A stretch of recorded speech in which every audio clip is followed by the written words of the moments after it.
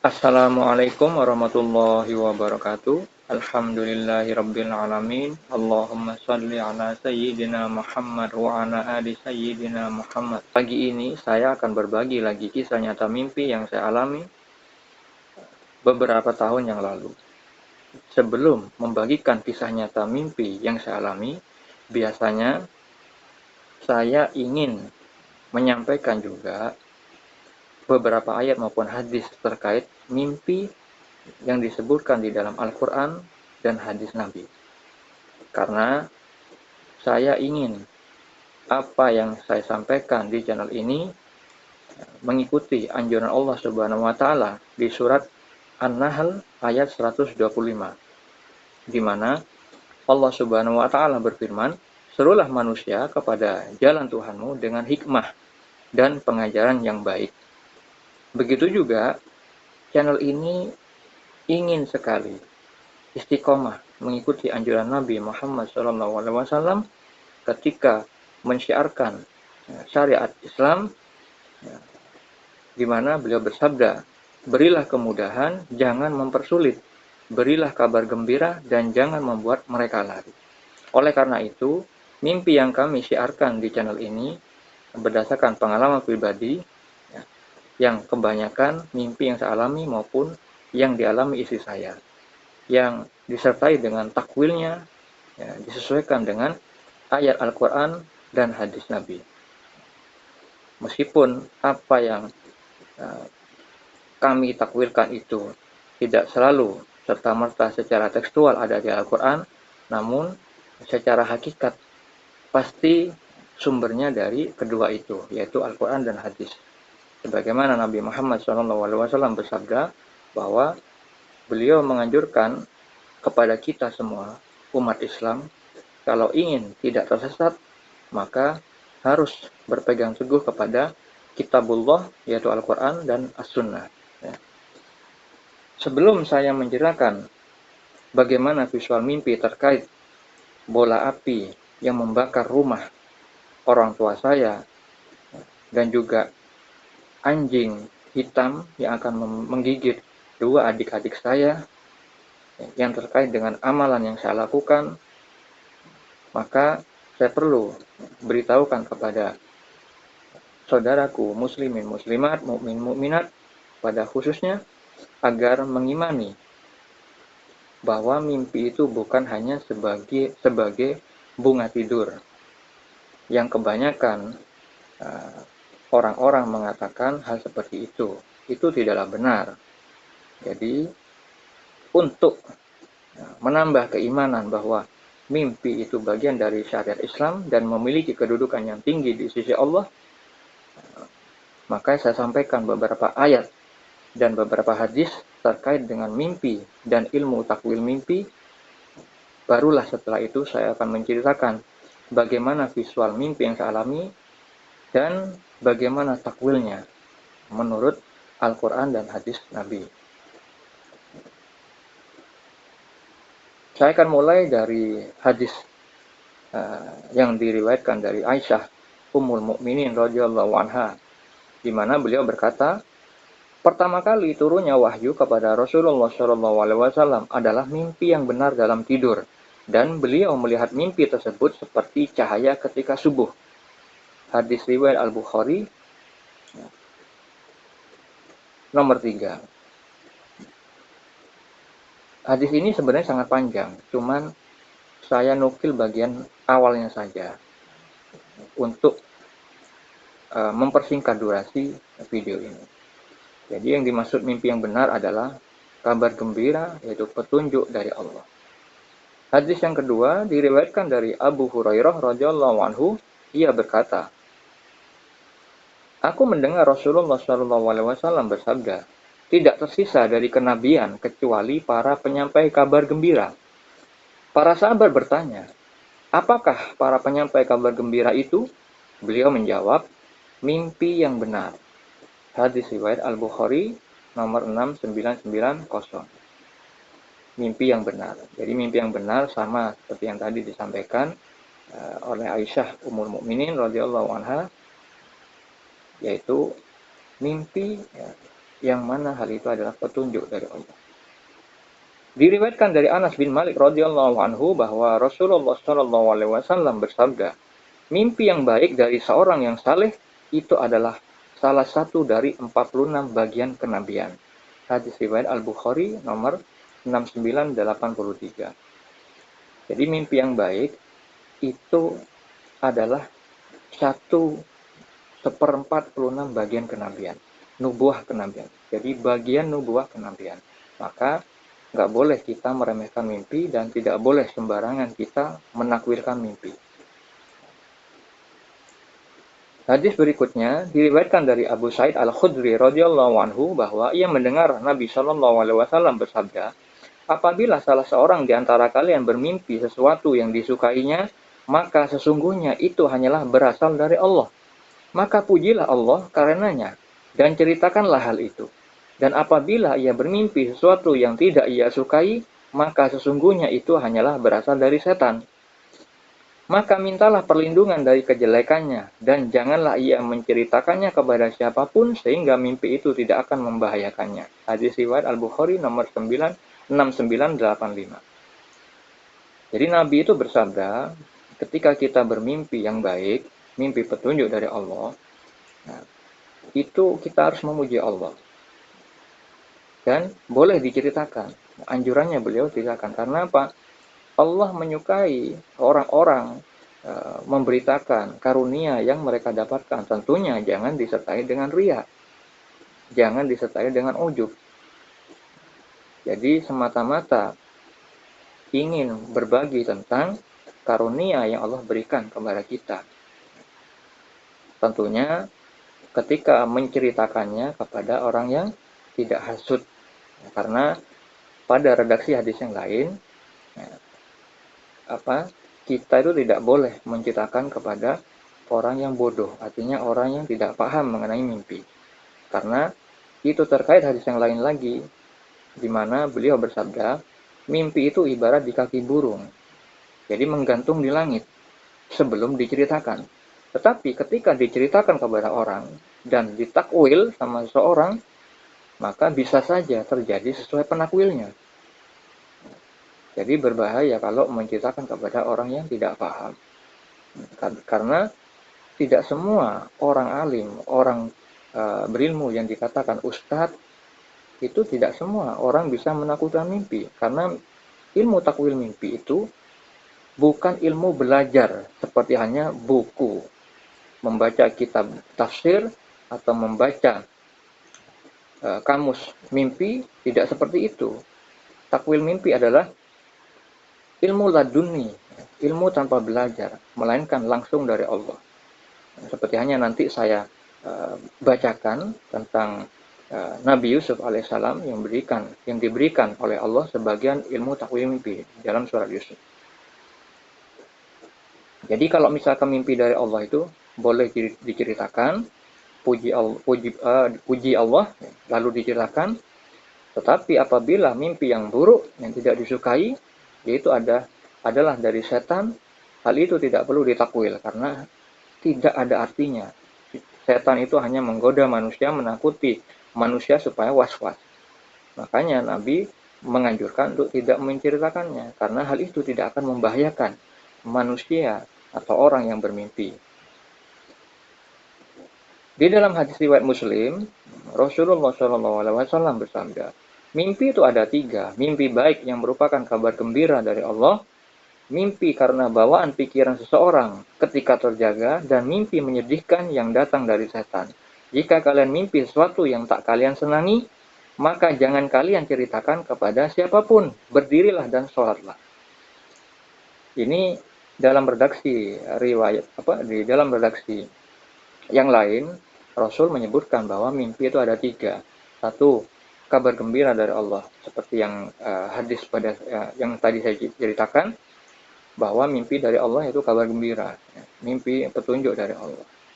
Yang kedua, mimpi karena bawaan pikiran seorang ketika terjaga, maksudnya mimpi yang timbul gara-gara kita sering memikirkan sesuatu itu. Ya, misalkan ketika melihat sesuatu yang mewah, mobil misalkan, tiba-tiba kita memikirkannya, merangan-angan, kepengen mobil seperti itu. Bisa jadi itu kebawa dalam mimpi, dan itu mimpi seperti itu tidak ada takwilnya, tidak perlu dicari-cari artinya, karena hal itu tidak ada manfaatnya. Jadi hal seperti itu bukan petunjuk dari Allah, melainkan hanya karena angan-angan, pikiran di saat terjaga. Yang ketiga, mimpi dari setan, yaitu mimpi yang tidak kita sukai, mimpi yang menyeramkan, mimpi yang menakutkan, misalkan dikejar pocong, dikejar hantu. Ya. Jadi sesuatu yang menyeramkan itu tidak perlu diceritakan, karena itu asalnya dari setan. Ya. Dan itu anjuran Nabi, berdirilah, bangun dari tidurmu, ya. Sholat sunnah 2 rakaat untuk berlindung kepada Allah. Bisa juga dengan merubah posisi tidur, bisa juga dengan membaca surat Al-Ikhlas ya, 3 kali, Al-Falaq 3 kali, An-Nas 3 kali, ayat kursi ya, 1 kali, lalu dibacakan, ditiupkan kepada telapak tangan, diusapkan ke badan yang bisa dijangkau badan. Jadi Nabi itu kalau misalkan mau tidur biasa membaca surat Al-Ikhlas, Al-Falaq, An-Nas ya, 3 kali, lalu ditiupkan ke dua telapak tangan, terus diusapkan ke tubuh yang bisa dijangkau oleh beliau. Itu salah satunya. Dan juga ketika mimpi yang menakutkan bisa dihindarkan dengan meludah ke arah kiri, dengan meludah secara simbolis, bukan dengan jumlah yang dengan volume yang besar. Jumlah ludahnya kecil aja, 3 kali. Terus bisa juga dengan membaca A'udzubillahi minasyaitonirrajim, jadi membaca kalimat ta'awudz. Itu beberapa hadis tentang mimpi. Sebenarnya banyak, cuman beberapa saja yang menurut saya poin-poin yang perlu diperhatikan, bahwa mimpi itu disebutkan dalam banyak hadis Nabi. Lalu beberapa ayat tentang mimpi terdapat di surat Yusuf, di mana Nabi Yusuf alaihissalam diberikan karunia oleh Allah, yaitu berupa sebagian ilmu takwil mimpi, di mana Allah Subhanahu wa taala berfirman pada surat Yusuf ayat 6, dan demikianlah Tuhan memilih engkau untuk menjadi nabi dan mengajarkan kepadamu sebagian dari takwil mimpi dan menyempurnakan nikmatnya kepadamu dan kepada keluarga Yakub, sebagaimana dia telah menyempurnakan nikmatnya kepada kedua orang kakekmu sebelum itu, yaitu Ibrahim dan Ishak. Sungguh Tuhanmu maha mengetahui, maha bijaksana. Pada surat Yusuf ayat 21, Allah Ta'ala berfirman, dan orang dari Mesir yang membelinya berkata kepada istrinya, berikanlah kepadanya tempat dan layanan yang baik, mudah-mudahan dia bermanfaat bagi kita atau kita pungut dia sebagai anak. Dan demikianlah kami memberikan kedudukan yang baik kepada Yusuf di negeri Mesir, dan agar kami ajarkan kepadanya takwil mimpi. Dan Allah berkuasa terhadap urusannya, tetapi kebanyakan manusia tidak mengerti. Itu 2 ayat tentang Nabi Yusuf diberikan sebagian takwil mimpi. Dan juga terdapat di dalam surat Yusuf ayat 37. Allah Subhanahu wa taala berfirman, dia Yusuf berkata, makanan apapun yang akan diberikan kepadamu berdua, aku telah dapat menerangkan takwilnya sebelum makanan itu sampai kepadamu. Itu sebagian dari yang diajarkan Tuhan kepadaku.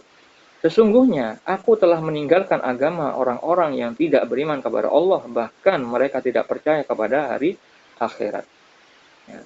Pada ayat berikutnya, yaitu ayat 101, Allah Subhanahu wa taala berfirman, Tuhanku, sesungguhnya engkau telah menganugerahkan kepadaku sebagian kekuasaan dan telah mengajarkan kepadaku sebagian takwil mimpi. Wahai Tuhan, pencipta langit dan bumi, engkaulah pelindungku di dunia dan di akhirat, wafatkanlah aku dalam keadaan muslim dan gabungkanlah aku dengan orang yang saleh. Itu firman-firman di dalam surat Yusuf tentang karunia yang diberikan kepada Nabi Yusuf alaihissalam, yaitu sebagian ilmu takwil mimpi. Jadi mimpi itu banyak sekali simbol-simbol.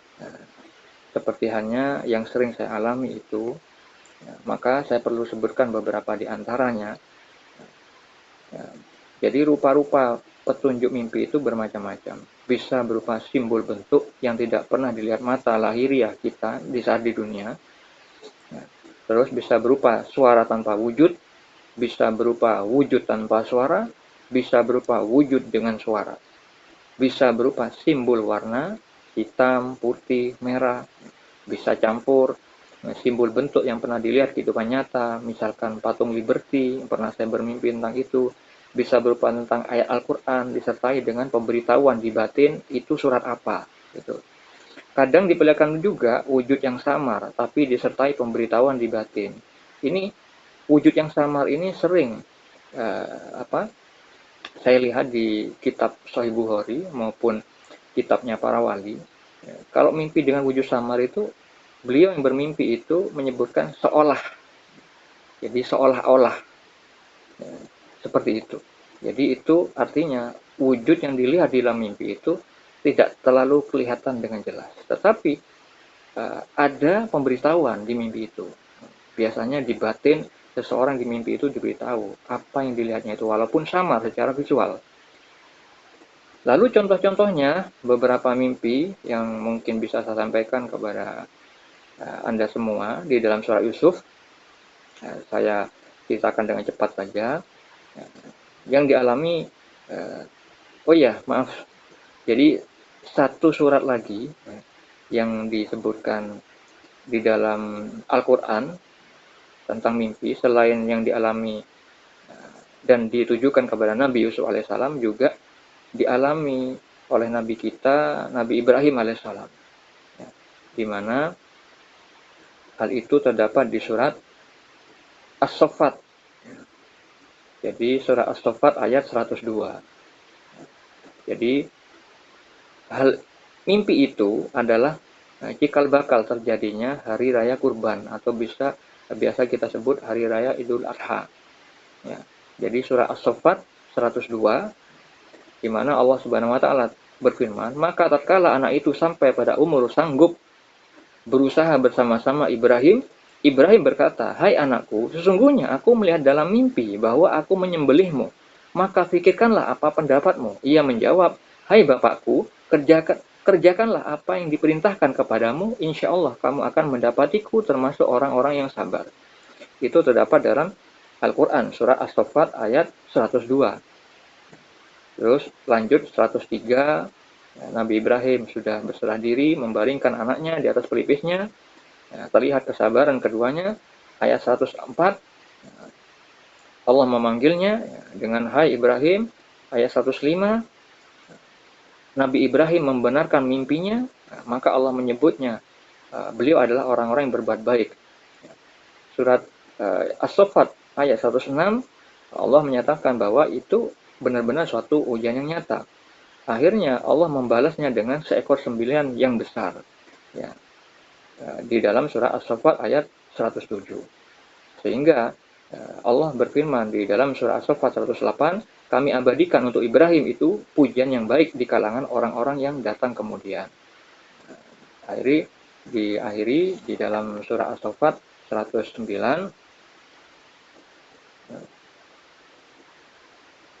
Oh maaf, tidak diakhiri. Maksudnya kelanjutannya dari firman-Nya, Allah berfirman, yaitu kesejahteraan dilimpahkan atas Ibrahim. Surah As-Saffat 110, ayat 110, demikianlah kami memberi balasan kepada orang-orang yang berbuat baik. Dan di surat As-Saffat ayat 111, Allah berfirman, sesungguhnya ia termasuk hamba-hamba kami yang beriman. Jadi di surah As-Saffat itu, kenapa Allah menyuruh memerintahkan Nabi Ibrahim alaihissalam melalui mimpi, ya, tentang disuruh menyembelih anaknya Nabi Ismail alaihissalam, itu hakikatnya untuk menguji Nabi Ibrahim alaihissalam dan Nabi Ismail alaihissalam, sekaligus mengajarkan kepada kita, Allah ingin membuktikan bahwa keduanya itu, mereka itu adalah orang-orang yang meyakini bahwa Allah Maha Gaib memberikan ujian melalui mimpi, sehingga Allah berfirman, karena beliau meyakini mimpi itu benar dari Allah, maka digantilah dengan seekor sembelihan yang besar. Karena mengimani sesuatu yang gaib, karena Allah Maha Gaib, dengan keimanannya Allah tidak perlu lagi melihat bahwa Nabi Ibrahim membuktikannya dengan menyembelih. Tidak. Sebelum terjadinya penyembelihan, maka Allah langsung ganti, karena Allah Maha mengetahui apa-apa yang dibisikkan di dalam dada, apa-apa yang dinyatakan di dalam dada, keimanan yang dimiliki Nabi Ibrahim alaihissalam terbukti kebenarannya, maka langsung Allah gantikan dengan seekor sembelihan yang besar, sehingga terjadilah yang disebut hari raya kurban.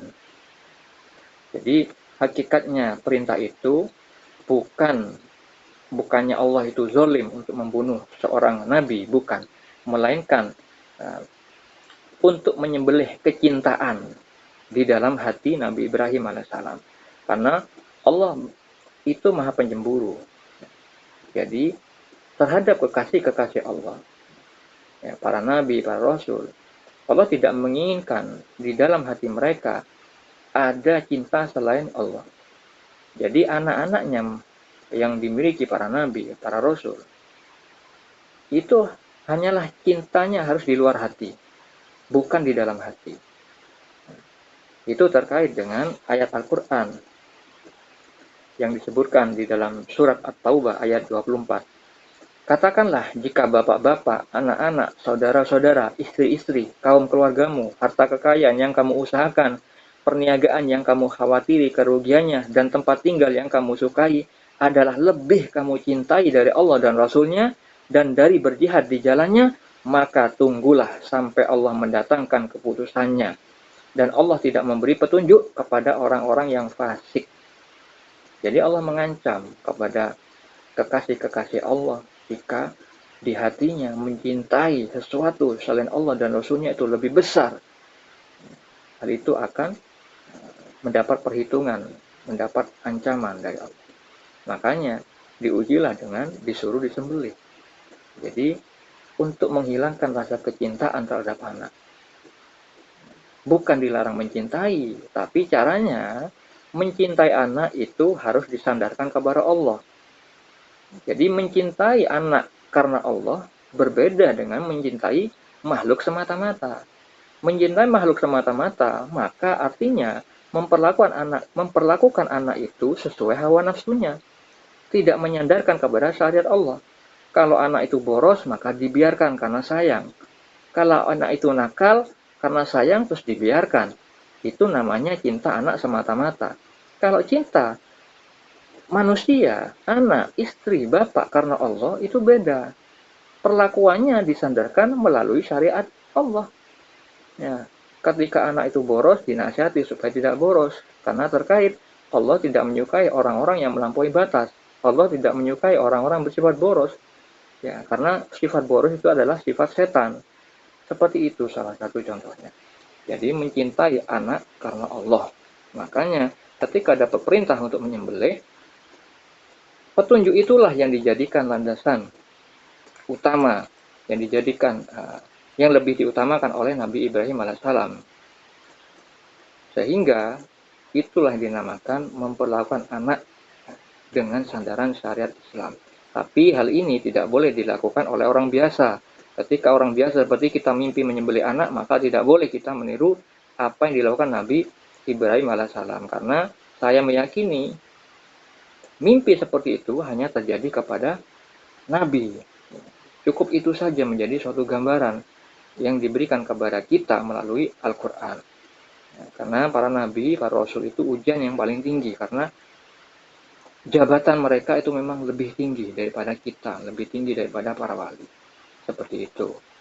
Nah, jadi mimpi-mimpi, contoh-contoh yang difirmankan Allah Subhanahu wa Ta'ala dalam surat Yusuf.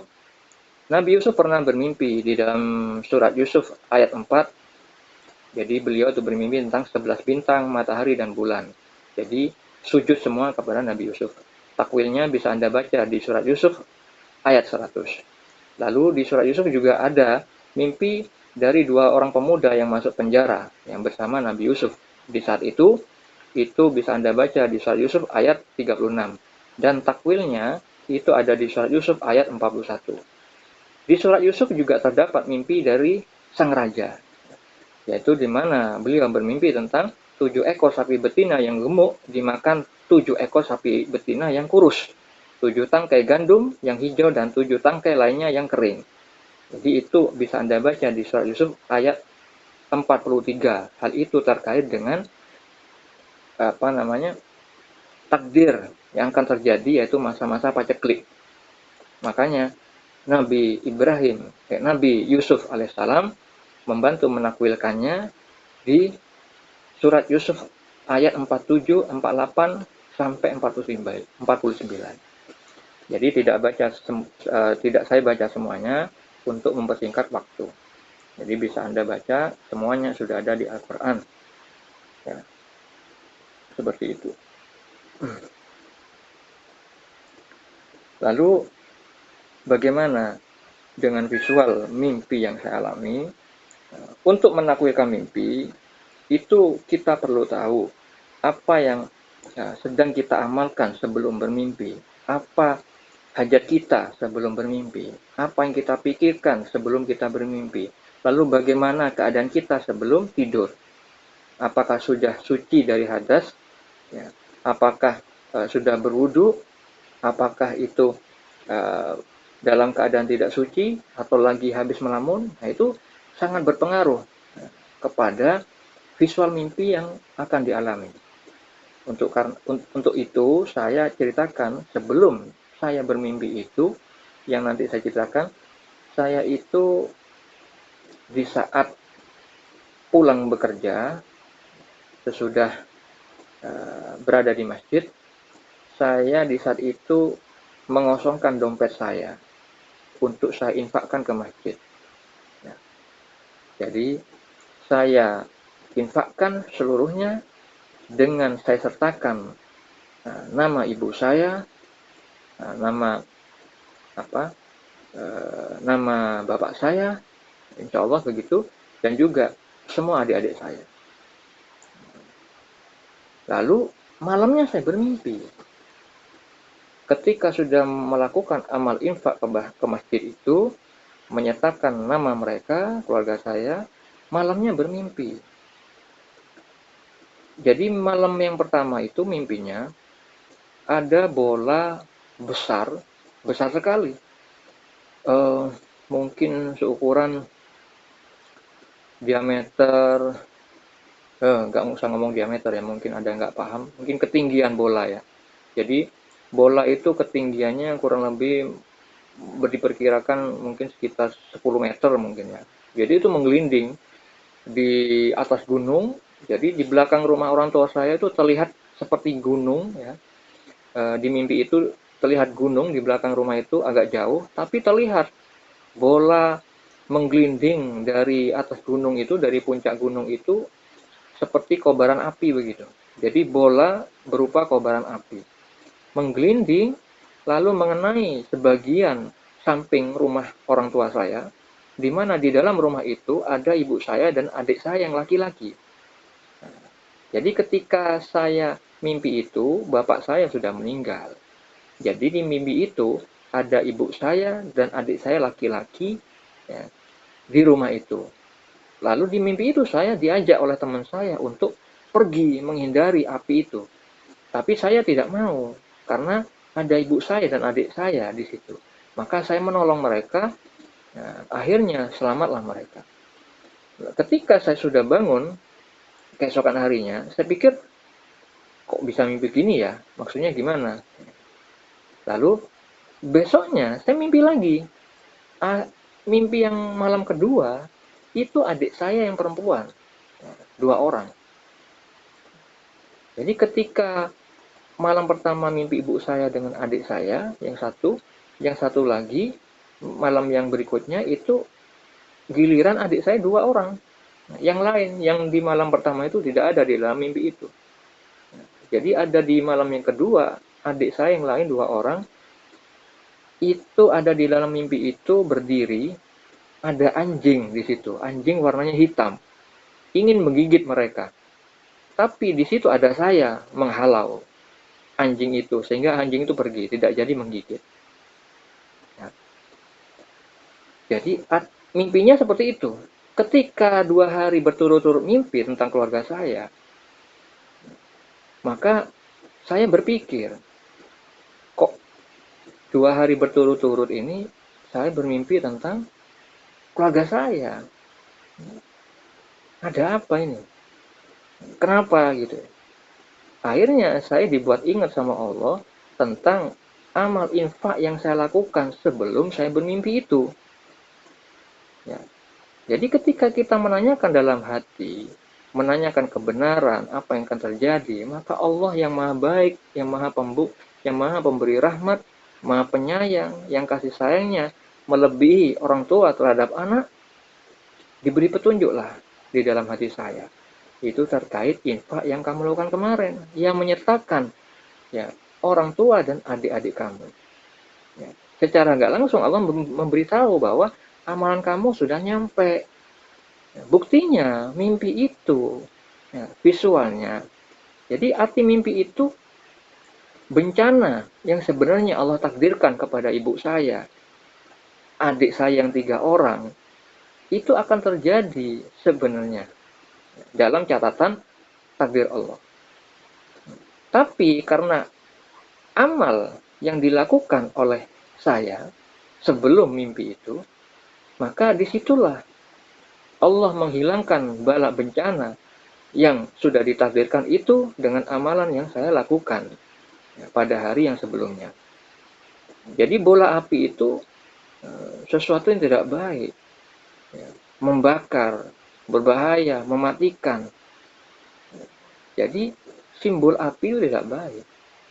Begitu juga dengan hewan anjing yang bergigi taring dan akan menggigit di situ. Apalagi warnanya hitam. Jadi di mimpi yang tadi saya sampaikan beberapa simbol-simbol, ini yang terkait dengan yang tadi saya jelaskan. Ya, bisa dengan simbol-simbol, wujud, ya, warna. Nah ini selain hewan itu bertaring, ya, dia itu hewan najis, udah gitu warnanya hitam dan akan menggigit, itu tidak baik. Bola api itu tidak baik. Ya. Lalu bagaimana kita menyimpulkan hal itu? Maka kita harus mengetahui ilmu-ilmu syariat yang sudah kita pelajari di Al-Quran maupun hadis Nabi. Bagaimana terkait api itu? Ya. Maka kita ambil benang merahnya di situ. Contoh, tadi saya sebutkan visual mimpi itu adalah bola api ya, yang membakar rumah. Itu disebutkan dalam surat Fatir ayat 36 tentang neraka jahanam. Jadi kalau misalkan api ya, itu terkait dengan dosa-dosa yang dilakukan. Makanya di situ ada bencana api itu membakar rumah ya. Jadi makanya di surat Al-Fatir ayat 36 disebutkan, dan orang-orang yang kafir bagi mereka neraka jahanam, mereka tidak dibinasakan hingga mereka mati dan tidak diringankan dari mereka azabnya, demikianlah kami membalas setiap orang yang sangat kafir. Jadi neraka jahanam ya, diringankan, mereka tidak diringankan dari azab karena mereka sangat kafir. Ini kita ambil benang merahnya bahwa neraka jahanam itu adalah hukuman bagi orang-orang yang berdosa. Ya. Tapi bukan berarti orang tua saya dan adik saya itu orang kafir. Jadi kita ambil benang merahnya ya, bahwa simbol neraka jahanam, sesuatu yang membakar, itu adalah hukuman untuk orang-orang berdosa. Pada surat berikutnya, Al-Waqiah ayat 41 sampai 44. Allah Subhanahu wa taala berfirman, dan golongan kiri, siapakah golongan kiri itu? Dalam siksaan angin yang amat panas dan air panas yang mendidih, dan dalam naungan asap yang hitam, tidak sejuk dan tidak menyenangkan. Ini juga terjadi di dalam neraka, ya. Asap hitam, ini terkait simbol warna hitam. Jadi simbol warna hitam itu tidak baik. Seringkali diwakili dengan orang-orang yang berdosa, warna hitam. Orang-orang berdosa berwarna hitam, lalu anjing tadi warna hitam, itu tidak baik, apalagi giginya bertaring. Jadi kalau hewan-hewan yang bertaring, yang berbahaya, itu biasanya terkait dengan mara bahaya. Seperti hanya Nabi pernah bersabda juga tentang penyakit lepra, ya, di mana penyakit lepra atau kusta itu Nabi menganjurkan untuk dihindari, layaknya melihat seekor singa yang buas. Lepra itu kan menular hingga tangannya bisa putus-putus kalau sudah parah. Jadi simbol di dalam hadis Nabi itu kok disebutkan singa yang buas. Kenapa kok enggak kucing saja? Karena kucing nggak cocok dengan visual penularan penyakit. Jadi karena lepra itu menular dan berbahaya, bisa mengakibatkan kecacatan, ya, kaki maupun tangan, kulit-kulitnya tidak baik, wujudnya. Jadi penyakit menular diwakili dengan hewan yang buas, ya, singa yang buas. Contoh lain, misalkan kita bermimpi hewan yang tidak baik seperti tadi anjing, itu juga tidak baik, apalagi warna hitam juga. Kalau mimpi-mimpi yang baik biasanya ikan, kucing, terus terkait dengan minum susu warna putih, ya, terkait ilmu, baju gamis terkait agama, itu Nabi pernah bersabda itu di hadis Sahih Bukhari. Nah, seperti itu. Burung, kalau hewan masih bagus burung, selama burung itu warnanya putih tidak hitam, ya. Jadi kan ada di Surah Yusuf itu tentang orang kepalanya dipatuk burung, itu ternyata orang meninggal terus dipatuk kepalanya sama burung itu. Lalu ayat berikutnya yang menceritakan tentang neraka, disebutkan dalam surat Al-Mudassir ayat 26 sampai 29. Allah Subhanahu wa taala berfirman, "Aku akan memasukkannya ke dalam neraka Sakor. Tahukah kamu apa neraka Sakor itu?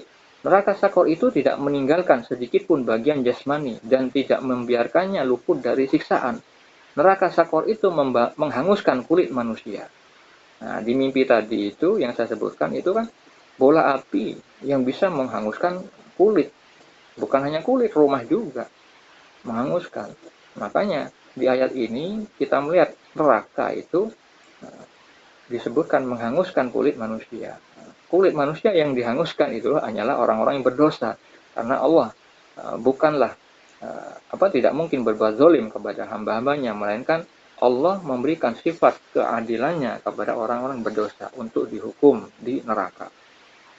Disebutkan juga di dalam hadis riwayat Bukhari dan Muslim, Rasulullah SAW bersabda, api kita adalah satu bagian dari 70 bagian api neraka. Ada yang berkata, ya Rasulullah, sungguh api kita saja sudah mencukupi.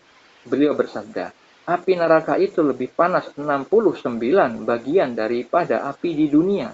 Masing-masing bagian panasnya seperti api kita.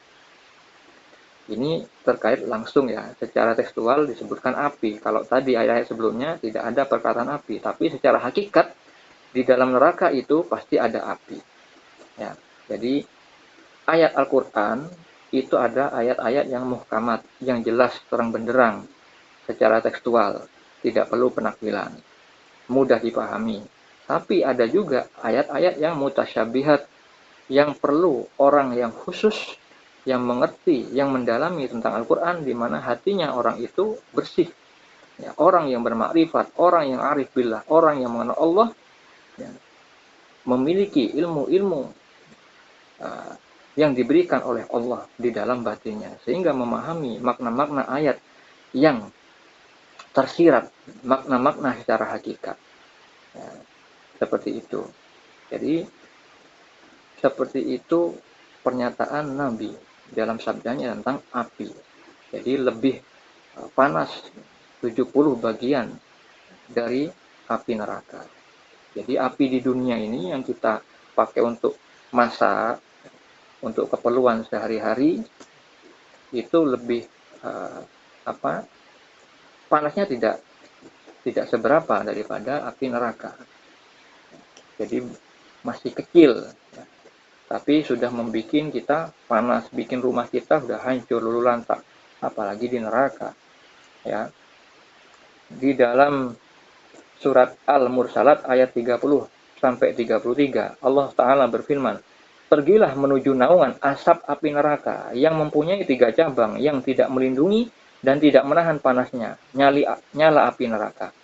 Sesungguhnya ia, neraka, menyemburkan bunga api bagaikan istana yang besar dan tinggi, seakan-akan iringan unta hitam kekuning-kuningan." Jadi warnanya api neraka itu bercampur-campur. Ada di redaksi yang lain terlihat ada bagian yang putih. Jadi ada yang merah, ada yang hitam, yang kuning-kuningan. Jadi itu terkait dengan api. Jadi api yang membakar. Warna hitam banyak juga dijelaskan di dalam Al-Quran terkait orang-orang yang berdosa. Nah, seperti hanya Allah Subhanahu wa taala berfirman di dalam surat Ibrahim ayat 1, di mana Allah berfirman, Alif Lam Ra, ini adalah kitab yang kami turunkan kepadamu, Muhammad, agar engkau mengeluarkan manusia dari kegelapan kepada cahaya terang benderang dengan izin Tuhan, yaitu menuju jalan Tuhan yang maha perkasa, maha terpuji. Jadi manusia dikeluarkan dari kegelapan. Ini gelap ini maksudnya orang-orang yang kafir. Dulunya kita bodoh, tidak mengerti cara beribadah kepada Allah, belum makrifat kepada Allah, sehingga Rasul diutus untuk mengajak manusia menuju cahaya terang benderang, menuju kepada petunjuk, menuju kepada makrifat, mengenal kepada Allah dengan izin Tuhan. Pada surat Al-Imran ayat 106, Allah Ta'ala berfirman, pada hari itu ada wajah yang putih berseri-seri dan ada pula wajah yang hitam muram. Adapun orang-orang yang berwajah hitam muram, kepada mereka dikatakan, mengapa kamu kafir setelah beriman? Karena itu rasakanlah azab disebabkan kekafiranmu itu. Nah, di sini ya nampak sekali ya. Jadi ada simbol warna putih disertai kalimat berseri, itu wajah-wajah orang yang mukmin, orang-orang yang tidak berdosa, orang-orang yang dinaungi ampunan, dinaungi ridho Allah. Nah, mereka yang masuk surga, golongan kanan. Sedangkan wajah yang berwarna hitam muram itu orang-orang yang kafir setelah beriman. Jadi setelah beriman ternyata murtad. Itu disebut mengapa kamu kafir setelah beriman. Akhirnya diazab oleh Allah. Dalam surat Az-Zukhruf ayat 17, Allah Ta'ala berfirman, padahal apabila salah seorang di antara mereka diberi kabar gembira dengan apa yang dijadikan sebagai misal bagi Allah yang maha pemurah, jadilah mukanya hitam pekat, sedang ia amat menahan sedih. Nah, ini balik lagi tentang simbol warna hitam, apalagi tambah pekat, itu ditambah dengan kalimat dia amat menahan sedih. Ini artinya orang-orang berdosa juga. Ya, seperti itu. Jadi beberapa ayat lagi banyak, cuman tidak perlu saya bacakan semua.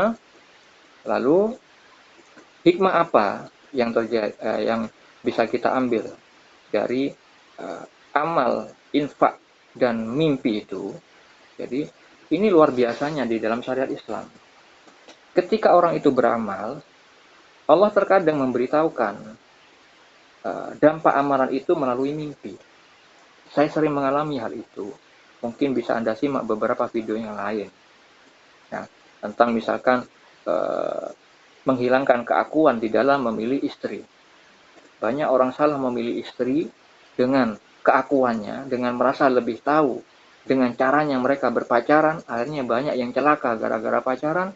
Ternyata pacar yang dipacarinya udah bertahun-tahun, 7 tahun, 10 tahun, ternyata tidak sesuai dengan kriteria yang dia impi-impikan. Itu bisa Anda simak dengan judul video saya terkait dengan pengalaman saya sebelum menikah. Menikah tanpa cinta, tanpa dijodohin, melainkan mengutamakan apa yang dipilihkan oleh Allah Subhanahu wa taala. Itulah yang namanya menikah karena Allah, bukan menikah karena cinta. Walaupun tidak dilarang menikah karena cinta, karena Al-Quran juga menjelaskan bahwa setiap orang itu ada tingkatannya. Ya, maka tidak mengapa kalau menikahi wanita karena kecantikannya, karena kekayaannya, ya, karena nasabnya. Tapi Rasulullah SAW menasihatkan kepada kita supaya bahagia, supaya aman, pilihlah yang karena agamanya baik. Tapi untuk melihat agamanya seorang itu baik atau tidak, jangan melihat dengan mata kepala, pasti tertipu.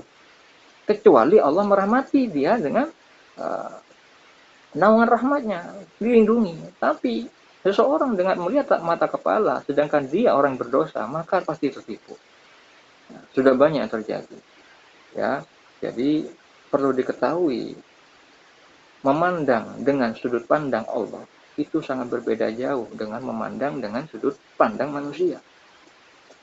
Itu insya Allah akan saya jabarkan lebih detail lagi tentang ma'rifatullah. Bagaimana memandang dengan ruh. Bagaimana Allah mengatakan pada Sultan Aulia Syabdul Qadir Jalani tentang kebahagiaan yang azali. Ya, insya Allah. Lalu hikmah yang bisa saya sampaikan pada video terkait mimpi saya berdasarkan amal yang dulu saya kerjakan, lalu mendapat petunjuk melalui mimpi bahwa amal itu sampai. Hikmahnya adalah kita janganlah meremehkan petunjuk dari mimpi yang benar, yaitu mimpi dari Allah. Karena apa? Hal itu pembelajaran buat kita, ya. Supaya apa? Amal kita yang kita kerjakan, kita tahu bahwa Allah itu sudah menerima atau menolak. Ya. Itu sangat penting untuk diketahui, sehingga menambah keimanan. Ya, karena di hadis yang lain, ya, Nabi kan menyebutkan juga, jika zaman itu adalah dekat kiamat, banyak mimpi orang beriman yang tidak bohong. Dan sebenar-benar mimpi di antara kalian adalah mimpi orang yang paling jujur dalam perkataan. Jadi maksudnya, ketika hari sudah mendekati kiamat, tidak hanya orang soleh saja yang mendapatkan mimpi yang benar dari Allah, mimpi petunjuk, tidak. Tapi bisa jadi orang itu ahli maksiat di dalam kehidupannya. Karena apa? Ketika hari mendekati kiamat, itu tanda-tandanya banyak sekali ya, perzinahan, terus apa fitnah ya, yang bertebaran di mana-mana, di medsos, di pokoknya luar biasa. Untuk sekarang ini sudah bisa kita lihat, ya, semakin nggak karu-karuan di dunia ini. Makanya ketika sarana maksiat sudah merajalela, Allah Maha Baik menurunkan petunjuk-petunjuk, istilahnya diskon besar-besaran untuk petunjuk kepada manusia. Tidak dipilih lagi mana soleh, mana buruk. Tapi sifat Allah Maha Penyayang memberikan kepada orang-orang yang tidak soleh juga mendapat mimpi petunjuk dari Allah. Makanya sabda Nabi seperti itu. Jadi, zaman telah kiamat, banyak mimpi orang beriman. Artinya selama orang itu muslim, ya, mengimani Allah Ta'ala itu Esa dan Nabi Muhammad adalah Rasul Allah, maka tidak bohong mimpi itu. Ya, karena apa? Sudah mendekati kiamat. Maka janganlah meremehkan mimpi. Dan ketika ingin menanyakan mimpi, tanyalah kepada ahlinya. Jangan menanyakan kepada orang awam. Nah, itu. Akhirnya mimpi itu bisa berguna bagi Anda. Ya. Terus, kenapa kita harus mengimani mimpi? Ya, karena mimpi itu adalah salah satu sarana dari Allah yang Maha Gaib. Ya.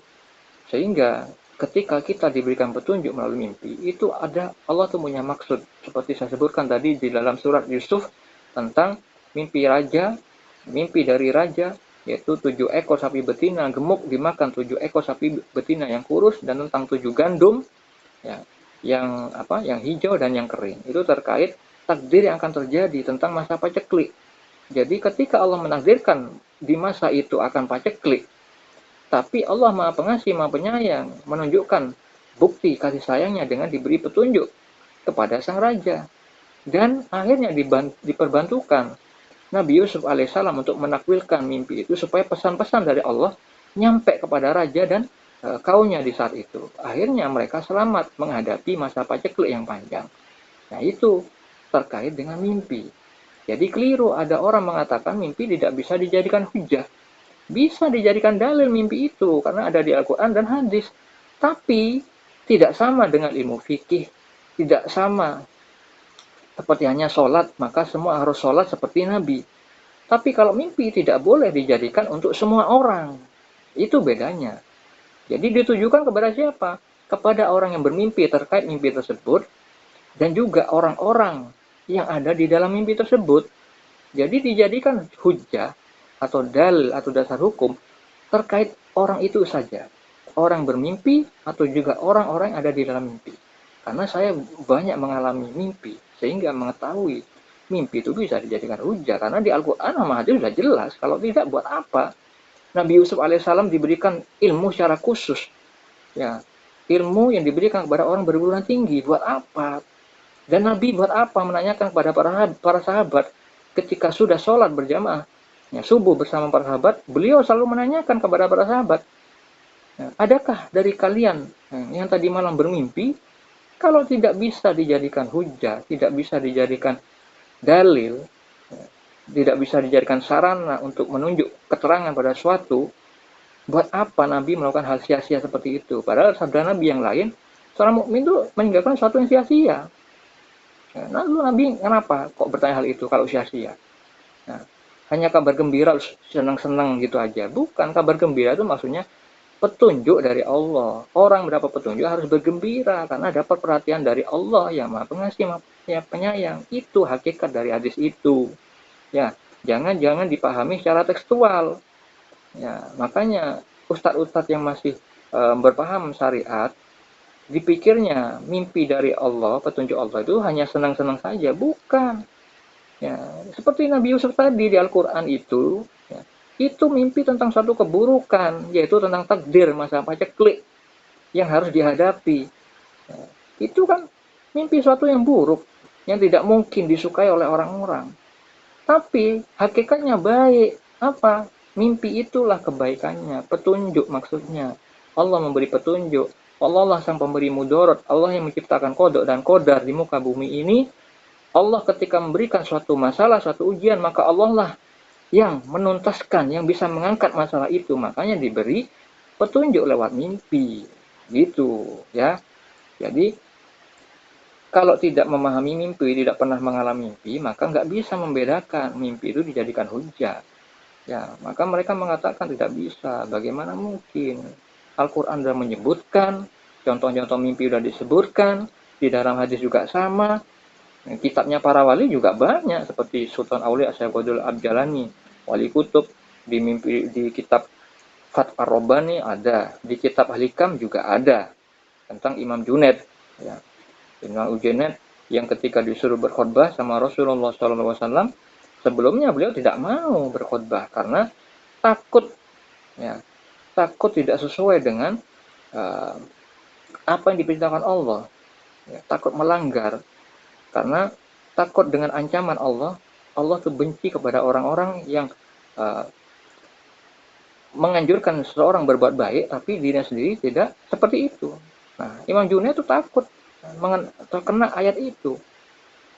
Jadi waraknya beliau, walaupun itu amar ma'ruf nahi munkar itu baik, tapi untuk urusan kewalian itu nunggu perintah dari Allah. Nah, itu disebutkan dalam kitab Fath Ar-Rabbani.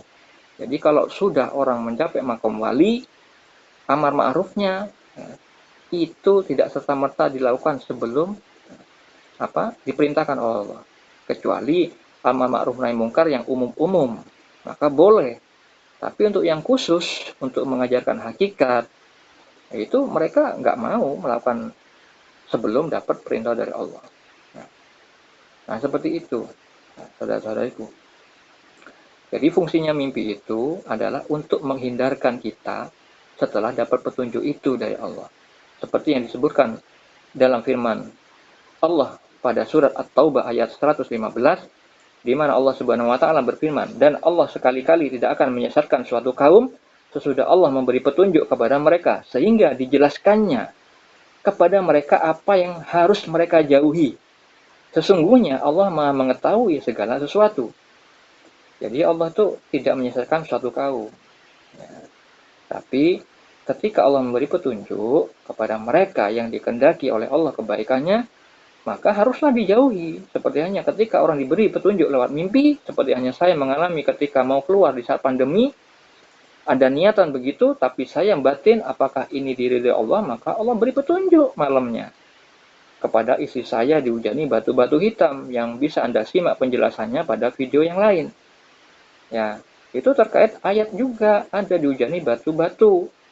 ya, terkait orang-orang berdosa. Jadi kita nggak jadi keluar di saat pandemi itu, gara-gara Allah sudah memerintahkan nggak boleh keluar.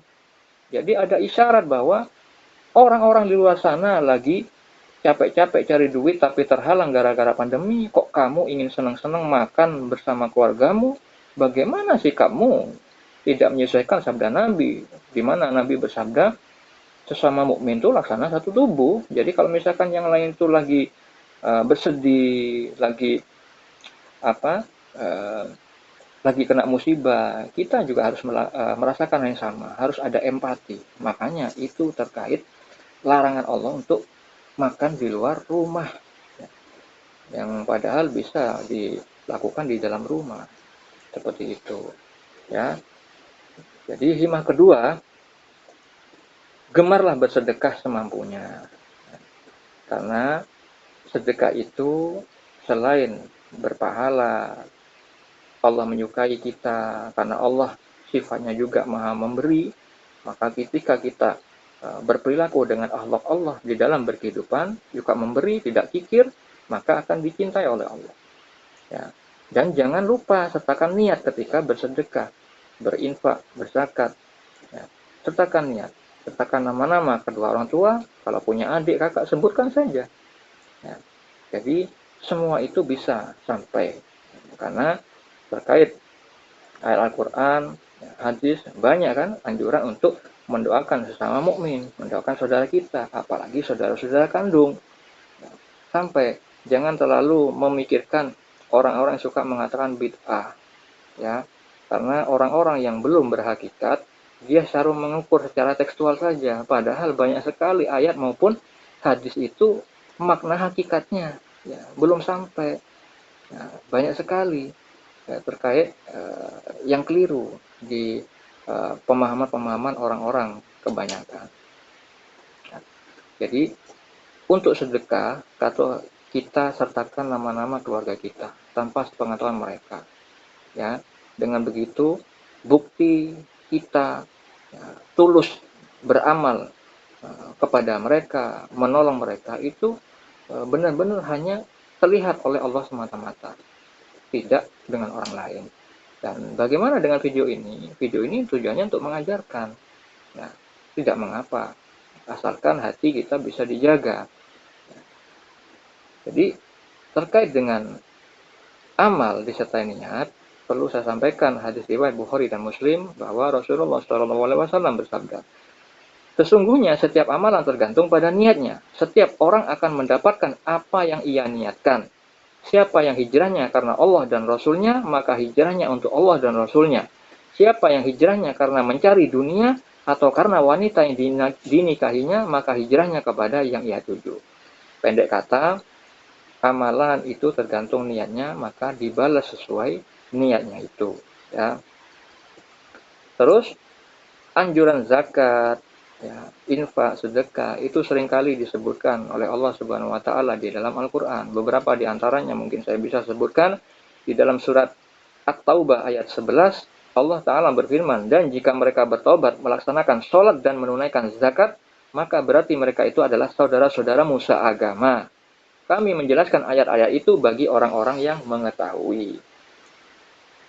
Ayat 71 surat At-Taubah. Allah Ta'ala berfirman, dan orang-orang yang beriman, laki-laki dan perempuan, sebagian mereka menjadi penolong bagi sebagian yang lain. Mereka menyuruh berbuat yang ma'ruf, berbuat yang baik, dan mencegah dari yang mungkar, melaksanakan sholat, menunaikan zakat, dan taat kepada Allah dan Rasulnya. Mereka akan diberi rahmat oleh Allah. Sungguh Allah Maha Perkasa, Maha Bijaksana. Jadi seringkali sholat itu dikaitkan dengan zakat. Setelah sholat itu zakat. Itu bukti keimanan kita. Ya, membagikan rezeki yang dititipkan Allah kepada kita harus dibagikan, karena di dalam harta kita ada hak-hak orang lain di dalamnya. Pada surat At-Taubah ayat 18, ya, Allah Subhanahu wa taala berfirman, sesungguhnya yang memakmurkan masjid Allah hanyalah orang-orang yang beriman kepada Allah dan hari kemudian, serta tetap melaksanakan sholat, menunaikan zakat, dan tidak takut kepada apapun kecuali kepada Allah.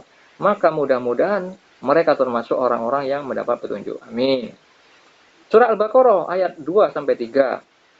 Allah Subhanahu wa taala berfirman, kitab Al-Qur'an ini tidak ada keraguan padanya, petunjuk bagi mereka yang bertakwa, yaitu orang-orang yang beriman kepada yang gaib, menegakkan sholat dan menginfakkan sebagian rezeki yang kami berikan kepada mereka. Surat Al-Hadid ayat 18. Allah Ta'ala berfirman, sesungguhnya orang-orang yang bersedekah, baik laki-laki maupun perempuan, dan meminjamkan kepada Allah pinjaman yang baik, niscaya akan dilipat gandakan ganjarannya kepada mereka, dan bagi mereka pahala yang banyak. Nabi Shallallahu Alaihi Wasallam bersabda dari Abu Hurairah radhiyallahu anhu, ia berkata bahwa Nabi Shallallahu Alaihi Wasallam bersabda, ketika hamba berada di setiap pagi, ada dua malaikat yang turun dan berdoa, ya Allah, berikanlah ganti pada yang gemar berinfak, yaitu rajin memberi nafkah pada keluarga. Malaikat yang lain berdoa, ya Allah, berikanlah kebangkrutan bagi yang enggan bersedekah, yaitu memberi nafkah, ya, enggan memberi nafkah. Hadis riwayat Bukhari nomor 1442 dan Muslim nomor 1010.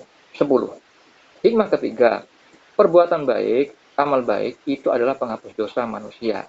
Setelah terhapusnya dosa-dosa itu, maka Allah meniadakan pula bala atau musibah yang buruk yang akan menimpa hambanya. Seperti tadi, ketika saya menginfakkan harta yang Allah titipkan kepada saya, kepada masjid, yaitu rumah Allah, maka Allah memberikan mimpi, petunjuk, untuk memberitahu kepada saya bahwa amal yang telah saya lakukan sudah terkonfirmasi, sudah diterima, dan Allah meniadakan bala kepada ibu, adik saya, semuanya. Maka sesuai janji Allah. Seperti itu. Jadi sedekah, infak, zakat, itu bisa menolak bala. Karena apa? Bala atau musibah keburukan yang ditimpakan kepada manusia itu adalah terkait dosa-dosa manusia itu sendiri. Karena tidak ada manusia yang dijaga dari perbuatan dosa, melainkan hanya Nabi, hanya Rasul, ya, saja. Kita pasti berdosa. Semua Bani Adam berdosa. Untuk itu Allah memberikan sifat Maha Pengasih, Maha Penyayangnya dengan memberi musibah untuk menghapuskan dosa-dosa itu. Tapi kita juga dianjurkan untuk segera berbuat baik setelah melakukan perbuatan dosa. Jadi ketika kita sudah berupaya semaksimal mungkin menghindari dosa, melainkan itu hanyalah anjuran kita untuk beribadah kepada Allah untuk menghindari dosa, tapi kita nggak bisa meninggalkan dosa itu seluruhnya. Nah, karena Allah juga berfirman, jauhilah dosa-dosa besar kecuali dosa kecil. Artinya Allah sudah memahami bahwa kita tidak luput dari dosa. Kalau semua tidak berdosa, maka buat apa Allah memiliki sifat Maha Pengampun? Ya, nggak ada fungsinya nantinya. Buat apa Allah memiliki sifat Maha Pemberi Taubat? Ya, oleh karena itu, Allah berfirman dalam surat Hud ayat 114, dan dirikanlah sembahyang itu pada kedua tepi siang, yaitu pagi dan petang, dan pada bagian permulaan daripada malam. Sesungguhnya perbuatan-perbuatan yang baik itu menghapuskan dosa-dosa, perbuatan-perbuatan yang buruk. Itulah peringatan bagi orang-orang yang ingat. Allah Ta'ala juga berfirman pada surah Al-Baqarah ayat 271. Jika kamu menampakkan sedekah-sedekahmu, maka itu baik. Dan jika kamu menyembunyikannya dan memberikannya kepada orang-orang fakir, maka itu lebih baik bagimu. Dan Allah akan menghapus sebagian kesalahan-kesalahanmu, dan Allah Maha teliti apa yang kamu kerjakan. Jadi kita boleh menampakkan sedekah dengan niatan mengajarkan kepada saudara-saudara kita bahwa kita haruslah tidak boleh kikir. Karena ketika kita menahan rezeki itu untuk kita semua, maka Allah akan menghukum kita di neraka. Bagi orang-orang kikir, maka akan dihukum di neraka. Ya, boleh dengan niatan untuk syiar agama. Yang penting hati kita dijaga. Yang kedua, sedekah dengan sembunyi-sembunyi. Artinya orang yang tidak tahu, ya, siapapun tidak tahu kecuali si pelaku amal itu sendiri. Itu lebih baik kata Allah. Kenapa? Kalau orang-orang selalu mengatakan hal itu alasannya untuk menghindarkan riya. Padahal Pria itu walaupun sendirian bisa saja dibisiki oleh setan, wah aku sudah hebat, aku sedekah sembunyi-sembunyi, nggak ada yang bisa beramal seperti aku. Bisa saja ya, iblis bisa menyesatkan manusia seperti itu. Bukan itu sebenarnya. Hakikat ayat Allah ini menyembunyikan terlebih baik karena mengikuti ya, sifat Allah ya, yang maha tersembunyi ketika memberikan karunia kepada makhluk-makhluknya. Allah nggak nampak secara lahir. Ketika manusia diberikan rezeki melalui pekerjaan yang memang Allah sudah catatkan di dalam catatan yang azali, ya, takdir Allah qadar yang beliau perintahkan kepada kolam untuk dicatat bahwa ketika orang itu ditempatkan pada makom asbab, di mana rezeki itu diperoleh manusia melalui pekerjaan, maka hakikatnya yang memberikan rezeki itu Allah semata-mata, bukan pekerjaan. Tapi orang yang buta mata hatinya, orang yang awam belum mengenal Allah, dia menyebutkan kalau aku tidak bekerja, aku nggak mungkin dapat duit. Nah, itulah syirik khafi, syirik yang samar. Tidak mengapa bagi orang yang awam, tapi bagi orang makrifat itu tercela. Nah, makanya Allah tuh memberikan karunia kepada makhluk-makhluknya secara tersembunyi. Nah, itu Allah suka kepada manusia yang mengikuti sifat-sifatnya. Jadi memberikan suatu dengan sembunyi-sembunyi, sepertinya Allah tidak nampak kepada makhluk ya, ketika memberi karunia-karunia. Tapi hanya orang-orang yang bermakrifatlah yang mengenal secara hakiki siapa yang sebenarnya memberi rezeki itu. Siapa memberi peluang pekerjaan itu. Siapa menciptakan badan ini sehingga bisa mencari pekerjaan.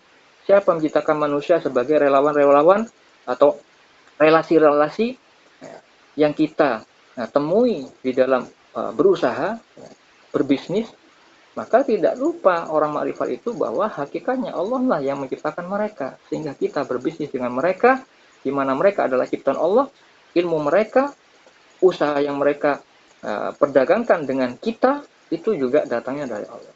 Jadi, dari Allah, oleh Allah, dan kepada Allah. Dari Allah rizkinya. Oleh Allah diperbantukan seorang itu mendapat rezeki melalui badan yang Allah ciptakan, melalui bumi di mana mereka tempat berpijak, melalui alam semesta ini yang mereka gunakan untuk berusaha, mengambil manfaatnya sehingga mereka gunakan akhirnya mendapat uang. Nah, seperti itu dan kembalinya kepada Allah, ibadahnya kepada Allah. Ya, jadi bukan untuk dibuat senang-senang untuk urusan nafsu syahwat semata-mata. Ya, dalam hadis Nabi, hadis riwayat At-Tirmizi, Rasulullah SAW bersabda, sedekah itu dapat menghapus dosa sebagaimana air itu memadamkan api. Jadi kenapa sih sedekah itu bisa menolak bala, bisa menyembuhkan penyakit? Karena sebenarnya itu karena dosa aja. Jadi ketika manusia berbuat dosa, tidak segera kembali, tidak segera istighfar, tidak segera meminta ampun, tidak segera menyesali perbuatannya kepada Allah, maka ketika Allah sudah memberikan waktu yang cukup untuk berpikir, Allah menurunkan azab berupa penyakit, barang hilang, kekecewaan, suami yang mungkin selingkuh dan segala macam, tidak dihalangi sama Allah. Sehingga hamba itu kecewa. Ya, sehingga manusia itu yang berdosa itu menangis, sedih, kacau perasaannya. Sebenarnya itu adalah penghapus dosa mereka semua yang berdosa. Makanya Nabi bersabda, sesungguhnya urusan mukmin itu adalah ajib semua, baik semua. Ketika dapat musibah, mereka bersabar. Ketika dapat rizki dari Allah, mereka bersyukur. Jadi kedua sarana, baik itu musibah kebaikan atau musibah keburukan, ya, itu adalah bermanfaat untuk beribadah kepada Allah. Kalau orang itu bermakrifat, ya, hatinya bersih. Tapi kalau tidak, maka yang dikatakan Sultan Aulia Syekh Abdul Qadir Al-Jilani dalam kitabnya, ya, sesungguhnya azab itu terjadi pada orang yang awam. Kenapa? Mereka tidak tahu karakter Allah, tidak tahu sifat Allah, tidak tahu tujuan hikmah diberikannya musibah itu kepada mereka. Sehingga ketika diberi musibah yang tidak enak, mereka mengeluh. Ya, suuzon terhadap Allah, membenci takdir itu. Akhirnya Allah makin murka lagi, menambah azabnya berlipat-lipat. Itu yang dikatakan Sultan Aulia. Jadi sesungguhnya Bani Adam, yaitu manusia, itu diazab berlipat-lipat gara-gara keluh kesahnya. Makanya itu terkait dengan sebuah hadis yang dinyatakan bahwa barang siapa yang tidak ridho atas musibah yang kutimpakan, maka keluarlah dari kolong langitku. Maksudnya keluar dari bumi. Dan carilah Tuhan selain aku. Nah, itu bahayanya kalau kita mengeluh. Ya, jadi mungkin itu saja hikmah-hikmah yang bisa saya sampaikan terkait dengan mimpi yang saya alami itu, terkait dengan amalan yang dulu saya pernah kerjakan tanpa sepengetahuan orang lain, dan di video ini saya sampaikan kepada Anda untuk diambil hikmah-hikmahnya. Ya, oleh karena itu, mari kita jadikan apa yang kita lihat, apa yang kita dengar menjadi lahan beribadah kepada Allah, ya, bukan untuk meraih pandangan manusia, bukan untuk popularitas, bukan untuk viral, bukan, melainkan karena Allah semata-mata. Karena kita hidup, kita diciptakan ya untuk hanya beribadah kepada Allah semata-mata.